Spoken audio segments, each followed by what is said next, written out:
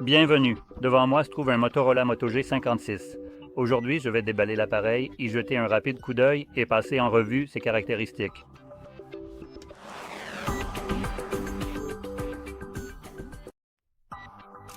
Alors, allons-y directement.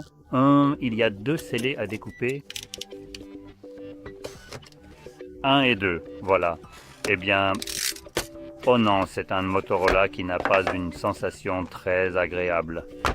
D'accord.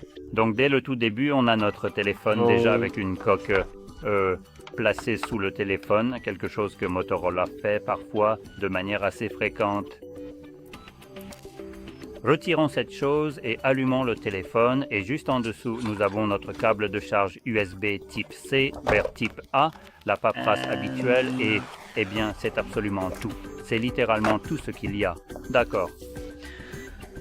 Alors, jetons un œil à l'écran dès la sortie de la boîte. On a un écran de 6,7 pouces avec une résolution de 1080 par 2400. C'est un écran LCD IPS 120 Hz, un ratio écran-corps de 86%, juste en dessous de 400 pixels par pouce, recouvert d'un verre Gorilla Glass 7i sur les coins. En général, l'écran ici est en fait correct. Le seul regret ici, c'est qu'il ne s'agit pas d'un écran AMOLED ou OLED. Mais à part ça, c'est un écran convenable.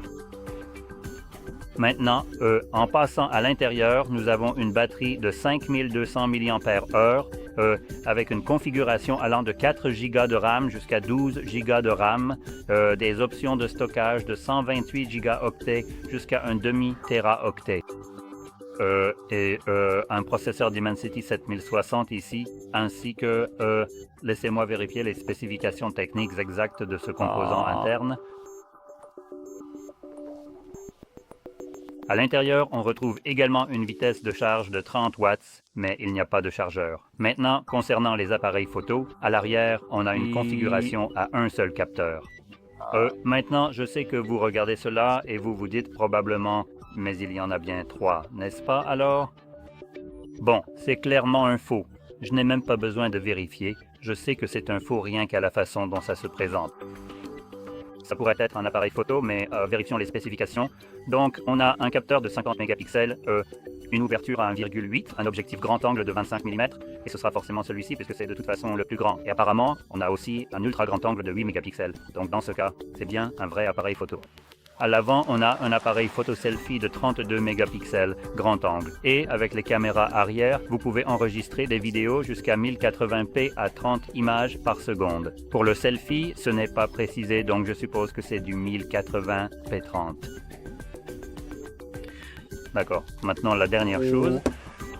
L'Android sur cet appareil, c'est Android 15, qui, je crois, est actuellement la version la plus récente, donc c'est bien. Il n'est pas vraiment précisé combien d'années de support il y aura à l'avenir. Donc je suppose que ce sera le standard comme 2 ou 3 ans, comme d'habitude. À part ça, il n'y a pas grand-chose d'autre à dire sur cet appareil. C'est juste un Motorola et c'est à peu près tout. La dernière chose que je vais mentionner, c'est le prix, et c'est là que ce genre de téléphone devient vraiment très discutable comme un choix judicieux à acheter, en fin de compte. Donc, il est proposé à environ 250 €. Maintenant, la raison pour laquelle ce choix devient très discutable, c'est parce qu'un fou furieux, appelé Nothing, enfin, c'est du moins le nom de la marque, a décidé de fabriquer ces téléphones CMF. Maintenant, ils en ont fabriqué un deuxième, et la raison pour laquelle ce téléphone ne vaut tout simplement pas le coup, c'est parce que le téléphone CMF existe, et littéralement, jusqu'à presque les modèles haut de gamme, il n'y a rien qui vaille votre argent à part le téléphone CMF. C'est aussi simple que ça. Le rapport qualité-prix qu'ils proposent est tout simplement incroyable. On peut même se demander s'ils font du profit. Je suppose que oui, mais si c'est le cas, cela signifie que toutes les autres entreprises vous arnaquent complètement, jusqu'au bout, par derrière. Donc, comparé au tout nouveau téléphone CMF, celui-ci ne vaut absolument pas 250 $. Et juste pour vous donner une comparaison plus détaillée, voici précisément ce dont il s'agit. Donc, le CMF Phone 2 Pro, le modèle le plus récent.